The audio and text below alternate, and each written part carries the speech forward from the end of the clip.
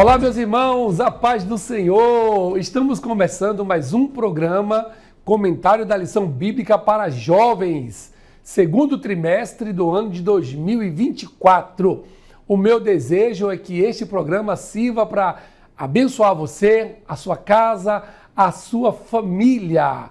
Aproveite que estamos começando o nosso programa e já começa compartilhando o nosso programa com os nossos amigos, vizinhos, parentes, para que todos também sejam abençoados. Tá certo? Estamos direto pela CEADEB TV oficial e Rádio Vox 105.9. Essa rádio e essa TV tem uma programação de excelência para você e para toda a sua família, tá certo? Você que não é ainda inscrito, se inscreva no nosso canal, ative o sininho para receber a nossa programação, que é uma programação de excelência. Estamos, inclusive, nos aproximando da nossa CEADEB, no caso, a Convenção Estadual, onde teremos dias memoráveis com a presença do Senhor. Vai ser do dia 3 até o dia 6 de julho. E toda a programação será transmitida pela Rádio Vox e pela CEADEB TV oficial. Tá certo? Nosso desejo é que Deus possa continuar te abençoando, não só você, como toda a tua casa. Eu quero aproveitar, presbítero Adonias, para mandar um grande abraço para o nosso pastor presidente, pastor Valdomiro Pereira da Silva, nossa irmã Lourdes, toda a sua família, toda a nossa CEADEB, os pastores de forma geral. E eu não posso esquecer de abraçar os nossos radialistas, esses homens e mulheres que trabalham na Rádio Vox, né? O Gesiel Rodrigues, o Ulisses Menezes, Valmir Júnior, que equipe top, a Mônica Costa, enfim, essa equipe top da Rádio Vox. Deus abençoe. E aqui no estúdio comigo, Adonias, o presbítero Adonias, e para os íntimos aqui, tá? Pancada. Esse homem é uma fera. Deus abençoe. Quero mandar um abraço também para sua esposa, minha ovelha, irmã Sueli, Bia. Bia é uma bênção, gente. Que menina educada. Puxou a mãe. Tenho certeza. Deus abençoe essa família de forma especial. Tá certo? Nós vamos estudar, irmãos, nessa lição. É a lição de número 13. Ela será ministrada no dia 30 de junho de 2024. E essa lição tem um tema maravilhoso. O tema é a realidade bíblica de uma fé que faz a diferença. Como é que está a tua fé? A tua fé faz diferença em um mundo que está desacreditado, desesperançado? Ou a tua fé se assemelha com a fé natural que os homens têm? Tem gente que tem fé de que amanhã vai chover. Ou quem sabe tem gente que tem a fé de que amanhã não vai chover. Nós que somos servos do Senhor temos que ter uma fé sobrenatural. Aquela fé que opera milagres. E é sobre fé que nós vamos falar. Se a tua fé não estiver fazendo diferença, eu já te convoco, já te convido para que você esteja em constante oração, para que a sua fé em Deus possa fazer a diferença. Pois bem, o texto principal desta lição encontra-se na 1 de Pedro, no capítulo 2, e o versículo de número 12. Está assim escrito: tendo o vosso viver honesto entre os gentios, para que naquilo em que falam mal de vós, como de malfeitores, glorifiquem a Deus no dia da visitação, pelas boas obras que em vós observem. O resumo da nossa lição: Deus espera que façamos a diferença na vida do próximo, demonstrando assim o poder de uma fé genuína. Glória seja dada ao nome do Senhor Jesus. A nossa aula, essa lição, ela tem pelo menos 3 objetivos. Eles precisam ficar bem definidos para que você não se perca no tempo dessa aula, tá? O primeiro objetivo desta aula é conscientizar de que o Evangelho nos direciona para Deus. Todo mundo que se aproxima do Evangelho, inevitavelmente, indubitavelmente, vai se aproximar de Deus. Isso por conta do Evangelho, que são as boas novas de Deus para aqueles que querem aceitá-lo. Segundo, saber que o Evangelho nos direciona para o mundo. Assim como o Evangelho nos aproxima de Deus, ele também nos faz com que nos aproximemos do mundo para fazer com que Deus seja conhecido pelo mundo. E por fim, ressaltar que o Evangelho nos direciona para a eternidade. O Evangelho vai apontar para uma vida daqueles que querem viver eternamente com Deus. Tá certo? Dito e apontado esses 3 objetivos, vamos então para a leitura do texto bíblico que será feita em classe de aula com os alunos. Encontra-se no Evangelho de Jesus Cristo, escrito pelo evangelista Mateus ou Levi, como queiram. Capítulo número 5, o versículo 13 ao 16. Vós sois o sal da terra, e se o sal for insípido, com que se há de salgar? Para nada mais presta, senão para se lançar fora e ser pisado pelos homens. Vós sois a luz do mundo. Não se pode esconder uma cidade edificada sobre um monte. Não se acende a candeia e se coloca debaixo do alqueire, mas no velador, e dá luz a todos que estão na casa. Versículo 16. Assim resplandeça a vossa luz diante dos homens, para que vejam as vossas boas obras e glorifiquem o vosso Pai que está nos céus. Vejamos então a introdução da nossa lição. Ao longo deste trimestre, abordamos alguns dos pontos tidos por essenciais para a fé cristã. As temáticas que estudamos mostram a importância do Evangelho e da Palavra de Deus na vida de quem já recebeu a Jesus. Nesta última lição, cabe a seguinte pergunta: que diferença o Evangelho pode fazer pela humanidade? É o que veremos nesta lição. Que diferença esse Evangelho traz para a humanidade que nós estamos inseridos? Ele tem poder para transformar a vida das pessoas? Ou esse Evangelho nada mais é do que presbítero Adonias, esse Evangelho, ele tem poder para transformar? Ou ele apenas se assemelha com as falsas religiões, com os falsos credos? Ou ele é o poder de Deus que transforma o homem do mais vil pecador em um homem santo ou mulher santa que tem o privilégio e o direito de morar no céu? Vejamos então que a nossa lição está dividida em 3 partes, onde essa primeira parte, ou esse primeiro tópico, vai subdividir em 3 tópicos, tá? Nós falaremos do primeiro subtópico sobre direciona a nossa fé. Em segundo subtópico, temos paz com Deus. E, por fim, a boa notícia. Vejamos então, direciona a nossa fé. A humanidade possui uma forte tendência a depositar sua crença em objetos, sistemas científicos ou alguém. Isso é uma grande verdade.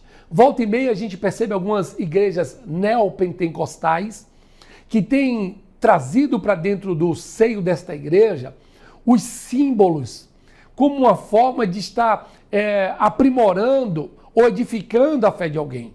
Volta e meia você vê alguém crendo que se tocar na arca da aliança ou na réplica desta arca, ou tomar um copo com água ungido, ou quem sabe colocar um sal grosso, tudo isso vai fazer com que as coisas melhorem dentro de casa. Esses são ledos enganos que muitos crentes têm sido levados para essa condição. A humanidade, ela sente um vazio, ela tem um vazio que só pode ser preenchido por Deus. Mas enquanto essas pessoas não encontram a Deus, presbítero Adonias, o que é que elas fazem? Elas vão automaticamente se firmando nesses amuletos que nós chamamos amuletos da fé. A humanidade tem essa tendência, né, de crer em objetos, sistemas científicos, né? Tem alguns que criam coisas mirabolantes, dizendo que através daquelas ideias Deus estará salvando essas pessoas. Porém, essas pessoas estão equivocadas. E há também aqueles que se arvorem como sendo o suprassumo da salvação. Alguém que vai fazer com que as pessoas sejam salvas. Mas não esqueçamos que a Bíblia diz que em nenhum outro nome é dado pelo qual devemos ser salvos. E esta pessoa é Jesus Cristo de Nazaré. Essa crença inerente ao ser humano chamamos de fé. E eu vejo algumas pessoas trazendo esses amuletos, e há quem inclusive quer judaizar o cristianismo, trazendo o Torá, trazendo o Quipá, trazendo aqueles objetos que eram de origem judaica, para que estimule a fé daqueles que estão frequentando esses templos e essas igrejas. Mas é preciso entender que essa crença, ela está inerente ao ser humano. O seu homem, na sua parte imaterial, está relacionado com uma fé, está relacionado com uma crença. E essa crença, ela tende a convergir para o Deus verdadeiro, o Deus a quem nós servimos. A Bíblia nos diz que a fé é o elemento que presenciamos para nos aproximarmos de Deus. Lá em Hebreus, a Bíblia nos diz, presbítero Adonias, que sem fé é impossível agradar a Deus. E é necessário que aqueles que se aproximam de Deus creiam que Ele existe e que Ele é galardoador. Então, observe que a fé é o elemento que nós precisamos para estarmos próximos de Deus. É impossível alguém se aproximar de Deus se não for por intermédio da leitura da palavra dele, da oração e de uma vida devocional. E na medida que a gente faz, que a gente age dessa forma, automaticamente nos aproximamos de Deus. E eu pergunto, você está próximo ou você está distante de Deus? Como é que tem sido a sua fé? Eu não estou falando aqui de fé como um dom, estou falando apenas de uma fé sobrenatural, que é capaz de nos aproximar de Deus. Uma fé que é genuína, uma fé que confia que aquilo que nós queremos, podemos, através de Deus, alcançar. Deus valoriza tanto a confiança que depositamos nele, presbítero Adonias, e em seu nome, que se propõe a recompensar aqueles que se aproximam dele com fé. Está no livro de Hebreus, capítulo de número 11, versículo de número 6. Deixa eu mostrar para os irmãos, para que esse texto seja relembrado, até porque, irmãos, nós servimos a um Deus que é poderoso, um Deus que pode todas as coisas, e não podemos esquecer que essas promessas já foram prescritas pelos homens de Deus, como o apóstolo Paulo, mas especificamente aqui no livro de Hebreus, há quem discorde que tenha sido o apóstolo Paulo, há quem concorde. Eu, por exemplo, creio que foi pelo estilo literário que nós encontramos na Epístola aos Hebreus, mas não podemos afirmar. Todavia, olha o que está em Hebreus capítulo 11, no livro de Hebreus, o versículo número 6. Está assim escrito: sem fé é impossível agradar a Deus, pois quem dele se aproxima precisa crer que ele existe e que recompensa aqueles que o buscam. De fato, aqueles que se aproximam de Deus, aqueles que se aproximam de Jesus Cristo, por intermédio da fé, eles são recompensados. Eles recebem uma recompensa da parte de Deus. Tá bom? Então, a fé primeiro nós entendemos que é a fé que nos direciona e nos aproxima de Deus. No segundo subtópico, temos paz com Deus. O Criador manteve um relacionamento estreito com o primeiro casal. A Bíblia diz que todos os dias, na viração do dia, o próprio Deus descia para conversar com Adão e com nossa irmã Eva. Porém, a partir do momento em que eles pecam, observe como o pecado vai trazer o distanciamento entre o homem e Deus. Automaticamente, a falta de paz que o homem só alcança em Jesus Cristo. Observe que, quando eles pecam, a tendência do homem, toda vez que peca, é se afastar do Criador. Mas o próprio Deus, Ele mesmo, o Eterno, foi Ele quem fez questão de estabelecer os parâmetros pelos quais o homem poderia retornar a ter essa comunhão e essa paz com Deus. Eu louvo a Deus porque, em meio a Ele ter gerado o homem, o pecado ter degenerado, e Ele mesmo ter regenerado o homem na pessoa bendita de Jesus Cristo, eu louvo a Deus que tudo isso estava dentro do seu projeto, do seu planejamento. Afinal de contas, nada foge do controle do nosso Deus. Entre tudo que foi perdido por causa do pecado, estava a paz. E, de fato, o homem só pode ter paz se ele estiver em relacionamento estreito com Deus. Talvez alguns achem que pode alcançar a paz nas bebidas, nas drogas, nas orgias da vida. Todavia, sabemos que ela é do engano, pois só em Deus o homem tem paz. O homem se escondeu de Deus e desse dia em diante sempre peca. E quando peca, sua tendência é afastar-se ainda mais dele. Observem, por exemplo, no culto que nós temos na nossa igreja, que é o culto de Santa Ceia. Este culto é o culto onde o homem, geralmente, que está em pecado, ele não comparece nesse culto. Ele foge. Por quê? Porque esse culto, ele sabe que é o momento em que ele precisa fazer uma autoanálise, um autoexame, para saber como está a sua vida diante de Deus. Então, todas as vezes que o homem peca, a tendência é que ele se afaste. Depois da queda, a única forma de nos aproximarmos de Deus é mediante a fé em Cristo Jesus.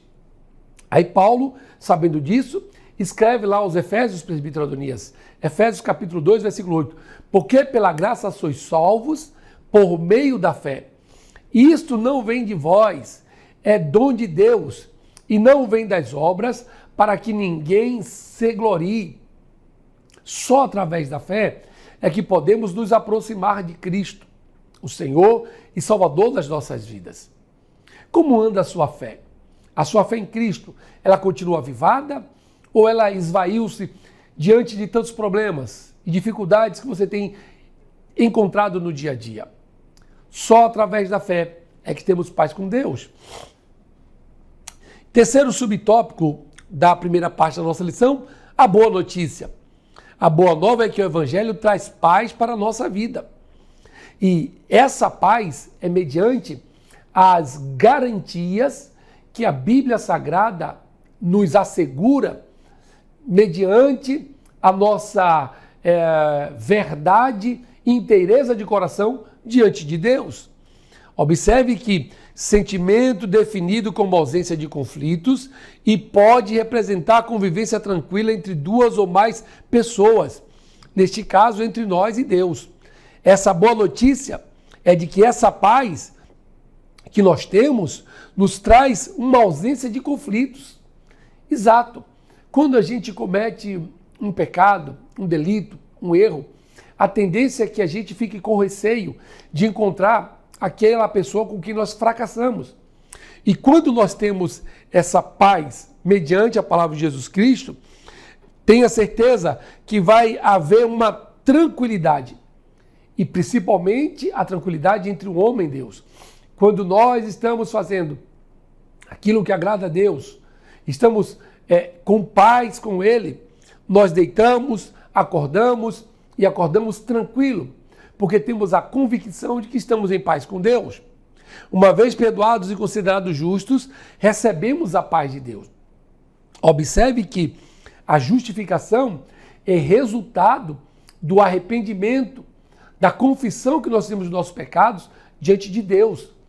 Quando o homem peca e reconhece e pede perdão, ele passa agora a ser justificado diante de Deus, mediante a morte vicária de Cristo da cruz. Essa paz não é fruto de um pacto de não agressão entre nações beligerantes, ou advinda de um estilo de vida contemplativo, com uma mente esvaziada de preocupações. Essa paz não é resultado de alguém que fica como os monges lá, né, Adonias? Fica como os monges lá, reclusos em ambientes e fazendo meditações e fazendo rezas e outras orações. Não, essa paz, ela é resultado de uma boa notícia que foi alcançada, Adonias, mediante a palavra de Jesus Cristo. Então, essa paz não é fruto de pacto, né, entre nações que estavam ali belicamente armadas e disputando espaço territorial e houve uma paz. Não, não é esse o resultado. Nós estamos falando aqui de uma paz que está relacionada com a palavra de Deus, que nos traz as boas novas. Já no segundo subtópico da nossa lição, falaremos sobre o Evangelho nos direciona para o mundo. Observe que no primeiro subtópico, sal e luz. No segundo subtópico, da segunda parte, as relações familiares. E no terceiro subtópico, o meio ambiente. Vejamos então sal e luz. O Evangelho nos conduz à interação com o mundo, contudo de uma forma diferente. Exatamente. Há quem pense que ser crente é para se isolar, é para se afastar, se distanciar. Todavia, Nós que somos o sal da terra, a luz do mundo, precisamos interagir com este mundo, mas não interagir como eles querem, mas interagir como a palavra de Deus nos orienta, sendo o diferencial. E observe que nessa parábola do sal da terra e da luz do mundo, Jesus Cristo utiliza esse condimento que está no dia a dia da mulher hebreia, como está no dia a dia também da mulher brasileira, o sal. Porque o sal tem duas funções muito interessantes. Primeiro, é o de dar sabor aos alimentos. E depois, tem o objetivo de fazer com que o alimento não se deteriore. No caso da carne, por exemplo. Então, o Evangelho nos conduz a essa interação. E eu digo mais, o mundo só não está pior por causa da presença da Igreja de Cristo aqui.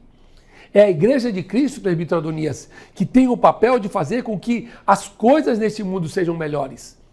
É a Igreja de Cristo que faz com que o tempero, que esta terra não seja pior.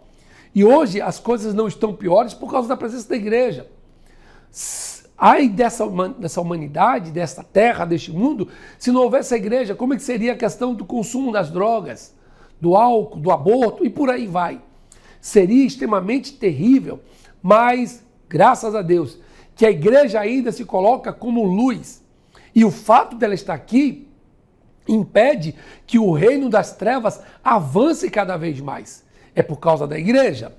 Então, Jesus expressou isso quando disse aos seus discípulos: vós sois o sal da terra e a luz do mundo. E o que o mundo espera de fato é que nós sejamos diferentes. Eu não sei se você já passou por uma situação como eu nasci no Evangelho, e eu me lembro quando era ainda adolescente, que estava naquela condição ali de filho de crente, mas que não tinha feito aliança ainda, e que os colegas costumavam dizer: se for para ser crente, eu quero ser da marca de Gerson. Até marca me deram. Por quê? Porque eu estava, em dado momento, fazendo algumas coisas que não agradavam a Deus. Mas o próprio mundo espera que nós sejamos diferentes na postura, na forma de falar, na forma de pensar, na forma de se vestir. O mundo cobra. Você que é jovem, que está me assistindo, que está me ouvindo, sabe que o mundo diz: ué, você não é crente? Você não diz que é filho de Deus? Lembram de Pedro? Quando tentou se esquentar, na noite que Jesus foi preso, ele tentou se esquentar, que alguém disse: você é um deles, a tua veste te denuncia.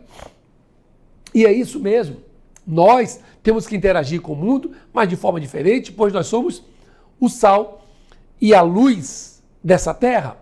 O sal era tão valioso que o Império Romano aceitava a sua utilização como moeda de troca, ou mesmo de pagamento, de saldo, de salário, de soldo, além de conservar os alimentos, como a carne, que se deteriorava com facilidade, tornando-as mais palatáveis. Observe que uma comida sem sal, ela se torna insossa, sem sabor, e é difícil alguém querer comer, ao menos que haja uma recomendação médica, mas que não tem nenhuma prescrição médica, se for comer uma comida sem o sal, sente como ela se torna insossa, sem sabor. Isso é horrível. O mundo só tem sabor até então porque a igreja de Cristo está aqui. Mas eu me pergunto, no dia que essa igreja for arrebatada, o que vai ser desse mundo? Como será difícil? Como será terrível? A luz também torna real imagens que no escuro antes estavam distorcidas. É a igreja com o seu padrão, com o seu modelo, que faz com que o mundo tenha uma forma. O mundo que aí está hoje se baseia pela igreja para saber. E observe que quando alguém está errado, irmãos, que olha para a igreja, o nosso olhar incomoda essas pessoas. Eu me lembro que uma certa vez eu estava caminhando na rua e duas jovens estavam andando de mãos dadas e eu parei, olhei para elas, estava caminhando, olhei para elas e uma delas se sentiu incomodada e olhou para mim e perguntou o que eu estava olhando. Eu falei: eu estou olhando para vocês, eu não posso olhar. Eu vivo em um país democrático, o que é que me impede de olhar para vocês? E ela se sentiu incomodada. E eu falei para ela: olha, se o meu olhar está te condenando em alguma coisa, é porque alguma coisa você está fazendo de errado. E ela ouviu o que eu falei com ela, abaixou sua cabeça e foi embora. De fato, o mundo hoje, ele olha para nós porque ele quer ver o brilho de Cristo em nós. E o mundo, de fato, só pode ver Cristo através das nossas vidas. Então, por isso nós somos o sal e a luz deste mundo. Aleluia, glória seja dada a Deus. O segundo subtópico, as relações familiares, há incontáveis testemunhos de casais que, tendo aceitado Jesus, tiveram seus relacionamentos transformados. Quantas pessoas, quantos casais, presbítero Adonias, viviam uma vida difícil, problemática, uma vida terrível, mas tiveram um encontro com Cristo. E aqueles casais que viviam uma vida de guerra, de confusão, de conflito, a partir do momento que aceitaram a Cristo como Salvador, tiveram seus relacionamentos transformados, mudados. Por quê? Porque o Evangelho é o poder de Deus para transformar a vida do homem e da mulher. Isaac, filho de Abraão, casou-se com Rebeca, e no decorrer dessa união, ambos descobriram que ela não poderia gerar filhos. E a Bíblia nos assegura, lá em Gênesis capítulo 25, que Rebeca queria ter filho, mas era estéril, assim como a sua sogra, Sara. Mas o seu esposo Isaac foi orar e durante 20 anos orou para que Deus visitasse Rebeca e abrisse a madre de Rebeca. E foi isso que Deus fez. Ora, essas relações familiares, elas melhoraram por intermédio da palavra de Deus, por intermédio da fé. O Isaac orou, Deus ouviu, e após 20 anos, a sua esposa Rebeca teve a madre aberta para que pudesse gerar. Com Sara, ou Sarai, não foi diferente. A promessa fora feita por Deus e passaram-se 25 anos até que Deus visitasse Sara e fizesse com que ela também concebesse. E olha como isso mudou, transformou a união deste casal. Tanto de Abraão e Sarai, ou Sara, e Rebeca e Isaac. Mas eu lembro aos irmãos que Ana também, que era casada, estéril, mas estava orando. E há quem diga que ela orou aproximadamente 14 anos, pedindo a Deus um filho. E quando Deus lembrou-se dela, o texto diz assim, e Deus se lembrou de Ana. Esse se lembrar não é porque Deus esquece, mas aí no original está dizendo, e Deus pelejou por Ana. Glória seja dada ao nome do Senhor Jesus. Deus está pelejando por você também hoje, para mudar essa história. Não importa como está o seu casamento, como está a sua família. As relações familiares podem ser mudadas e abençoadas pela presença do Deus Todo-Poderoso. Então ela ora, tem Samuel, o primeiro profeta, que também era sacerdote e juiz de Israel. Olha que privilégio, irmãos. Ela era estéril, ela ora, Deus responde e ela vai ter um filho que vai assumir uma tríplice função em Israel. Juiz, sacerdote e profeta. Que bênção! E tem mais. Todos conheceram quem era Samuel. E no caso de Penina, quantos sabem e quem eram os filhos de Penina? A Bíblia não registra. Mas Samuel, que foi resultado de oração e de boas novas, fez com que não só ele, mas toda a sua família fosse conhecida em Israel. De fato, a palavra de Deus muda as relações familiares. E terceiro, o meio ambiente. O Evangelho muda a forma de pensar e de agir do cristão em relação ao ambiente que se encontra. Quando o homem não conhece a Deus, presbítero Adonias, ele tende as suas ações antrópicas a desmatarem, a prejudicarem o meio ambiente, mas no momento em que ele aceita Cristo, ele começa a olhar para a natureza como algo que fora criado por Deus. E sendo assim, ele precisa preservar, ele precisa cuidar. Então, o Evangelho muda a forma de pensar e agir do cristão em relação ao ambiente em que ele está inserido, em que ele se encontra. Além do mais, a fé cristã, ao chegar à vida de uma pessoa, traz a percepção de que ela deve ter respeito pela criação de Deus.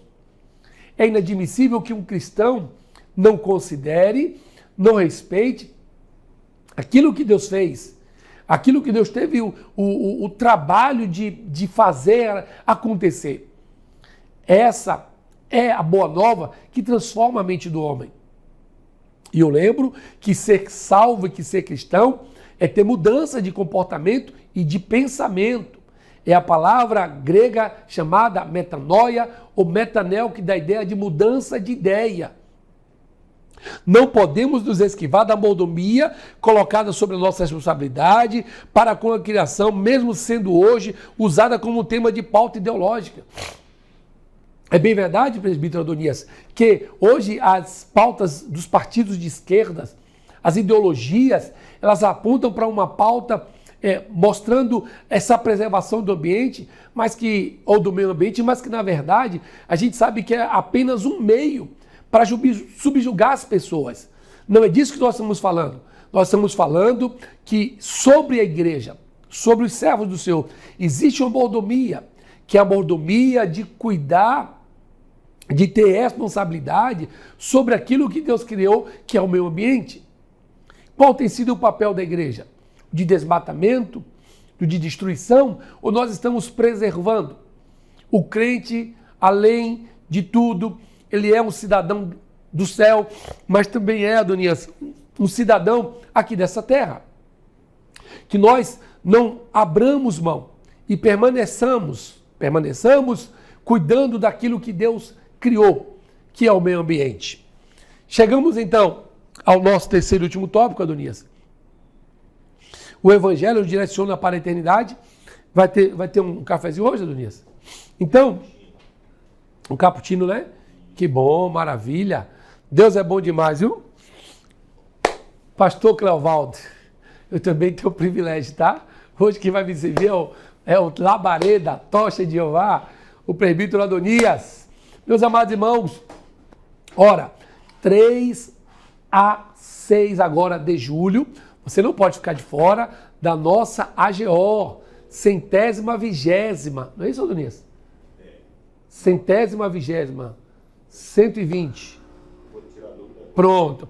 A nossa AGO vai acontecer de 3 a 6 de julho, vocês não podem ficar de fora, estejam conosco aqui, não é isso? Que a passada foi 119ª, é isso mesmo.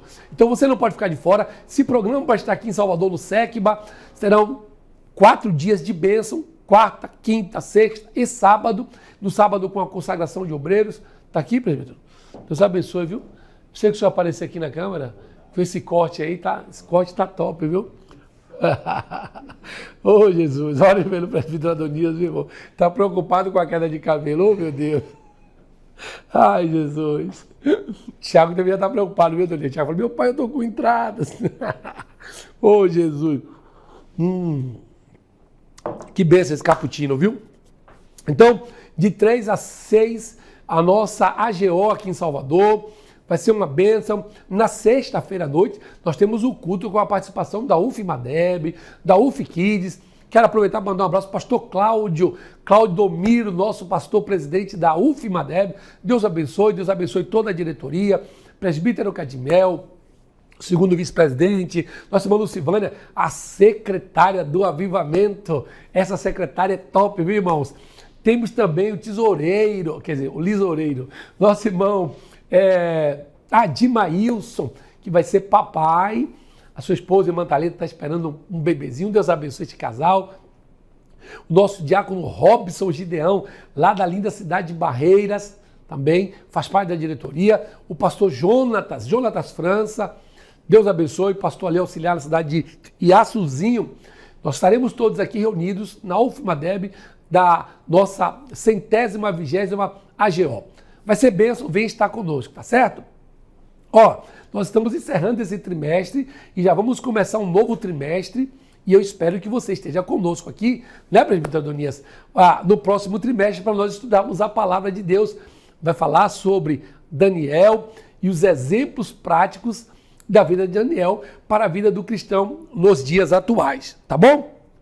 Então vamos lá, vamos voltar para o nosso terceiro e último tópico da lição. O Evangelho nos direciona para a eternidade. Esse terceiro tópico está dividido em 2 subtópicos. A eternidade em nosso coração e, por fim, não estaremos sozinhos. Então vejamos, a eternidade em nosso coração. O ser humano foi criado por Deus de forma planejada. Existem algumas discussões se o homem foi, presbítero Adonias, oriundo do macaco, se ele foi resultado de um Big Bang. São todas especulações. Exatamente, tá? Mas são todas especulações para dizerem que não foi Deus que criou o homem, mas, biblicamente, nós temos a certeza, que é o que nós cremos, né, no criacionismo, de que foi Deus que fez com que o homem existisse. E não, ele não é resultado da evolução ou de uma explosão, como querem alguns. De fato, foi um ser muito inteligente que criou o homem. E quando a gente para estudar o corpo humano, irmãos, que a gente percebe a grandiosidade, a engenharia, se é que eu posso chamar assim, do corpo humano, como estão relacionados os órgãos de sentido, olfato, paladar, audição. Isso é tão extraordinário, pois só provam que, de fato, Deus é um Deus extremamente inteligente e minucioso e detalhista. O corpo humano é uma coisa extraordinária. Então, o homem, de fato, foi criado, foi planejado. Não foi obra do acaso, não foi resultado de explosão, não foi evolução de seres inferiores, unicelulares, mas resultado de um projeto que foi estabelecido e foi executado com muito cuidado. E a humanidade tem dentro de si o desejo de não passar pela morte. Observe que o homem foi criado por Deus, o homem foi projetado por Deus, porém, a humanidade, de forma geral, ela tem dentro de si o desejo, presbítero Adonias, de não passar pela morte. Por quê? Porque quando Deus fez o homem, ele o fez para que o homem fosse eterno. E eu preciso te lembrar que nós já somos eternos na alma e no espírito. A alma e o espírito não cessam, não morrem. O que morre, hoje em dia, é o corpo. Porém, a alma do homem e o espírito permanecem vivos eternamente. Então, a humanidade, ela corre, ela foge, ela tem um desejo sempre de não passar pela morte, mas a morte é resultado do pecado cometido por Adão e por Eva no Jardim do Éden. Essa quebra do ciclo proposto por Deus, de uma vida sem fim, assusta qualquer pessoa, pois da morte não há retorno. E é verdade. Deus tinha projetado o homem para que não morresse, mas quando Adão e Eva fracassam, automaticamente, observe que vai começar-se um ciclo agora de morte. Eram 120 anos, aí depois para 70 anos. A Bíblia, por exemplo, diz que acima de 70 é enfado e cansaço. Mas esse ciclo que foi proposto por Deus assusta muita gente. Muitas pessoas hoje, se perguntar se ela tem medo de morrer, ela vai entrar em pânico, em desespero, porque elas não têm certeza do que vai acontecer após a morte. Para nós, não. Tanto que não pode nos causar espanto nem medo, que o apóstolo Paulo diz assim, o viver para mim é Cristo e o morrer é lucro. A verdade é que a eternidade está em nosso coração. Se a gente for para Eclesiastes capítulo 3, versículo 11, você vai perceber essa eternidade muito latente na vida do homem.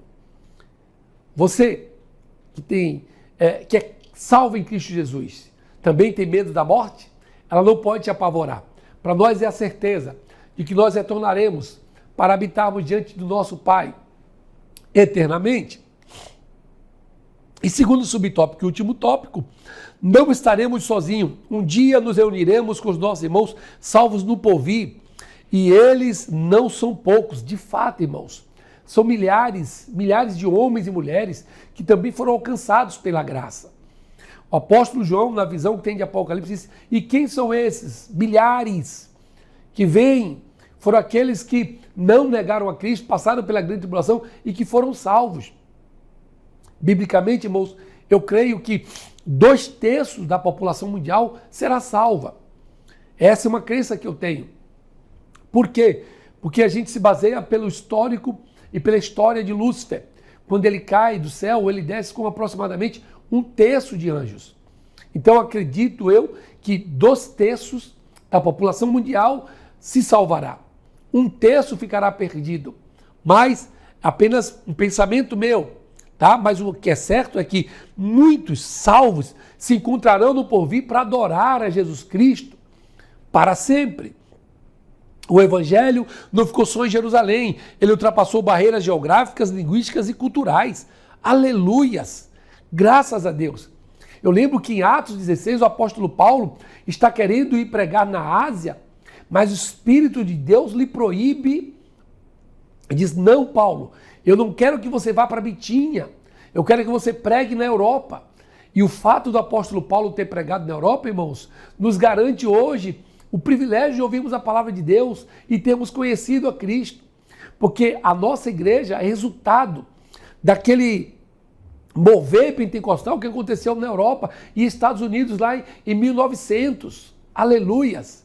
E aí, em 1906, eles participando, os dois suecos, Daniel Berg e Gunnar Wingre, participando do movimento que acontece na Rua Azusa, ouvem a voz de Deus, obedecem a voz dele para vir para o Brasil. E graças a Deus que hoje existe a nossa igreja, a Assembleia de Deus, completando agora no dia 18 de junho, 113 anos de existência. Que bênção, que maravilha. Este evangelho não ficou preso em Jerusalém, ele ultrapassou as barreiras geográficas, né? Da Ásia Menor, da África, da Europa. Ele ultrapassou as barreiras linguísticas, saiu do inglês, do espanhol, veio até o português, né? E também as culturais. Ele não ficou preso, restrito à cultura da Europa, mas veio para uma nação como a nossa, naquele tempo, uma nação muito ainda subdesenvolvida, mas o evangelho, ele é para todos, independente da condição cultural, financeira, física ou qualquer outra que seja, ou até mesmo geográfica. Glórias a Deus por isso. João disse, depois destas coisas olhei e eis que aqui havia uma multidão a qual ninguém podia contar, de todas as nações e tribos e povos e línguas, que estavam diante do trono e perante o Cordeiro, trajando vestes brancas e com palmas nas suas mãos. Aleluias! Olha essa visão que o apóstolo João tem, presbítero Adonias, que o apóstolo João tem da grande tribulação. Muitos que foram salvos. Eu não quero esperar para esse momento. Eu quero já estar com Cristo quando a trombeta soar. Mas ainda assim, aqueles que não aceitaram a Cristo e que passarem pela grande tribulação e que não aceitarem o sinal da besta, eles ainda podem se salvar. É bem verdade que não vai ser fácil, mas muitas pessoas ainda se salvarão. Mas o que Deus quer é que nós sejamos salvos. A graça de Deus, a misericórdia de Deus há se manifestado, trazendo paz, salvação e paz com Deus. Aleluias! Observe o que diz a nossa conclusão. A forma como lidamos com o dinheiro mostra que está no comando da nossa vida. Observe que esses recursos financeiros não podem jamais nos afastar da graça de Deus. Então, o nosso desejo é que você que está nos assistindo faça essa aliança mediante a fé em Cristo Jesus. E que esta fé que nos aproxima com Deus seja o que vai nortear as nossas vidas. E que, se o Senhor não voltar, nós venhamos permanecer firmes, esperando a sua vinda, sem negar o nome de Jesus Cristo. Estamos chegando ao final de mais um trimestre.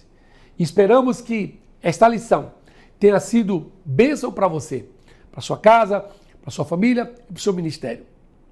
Se Jesus não voltar, semana que vem estaremos de volta com uma nova lição, crendo que o Senhor vai nos fazer crescer mais e mais no assunto que estaremos estudando a respeito da vida de Daniel. Deus te abençoe. Até a próxima.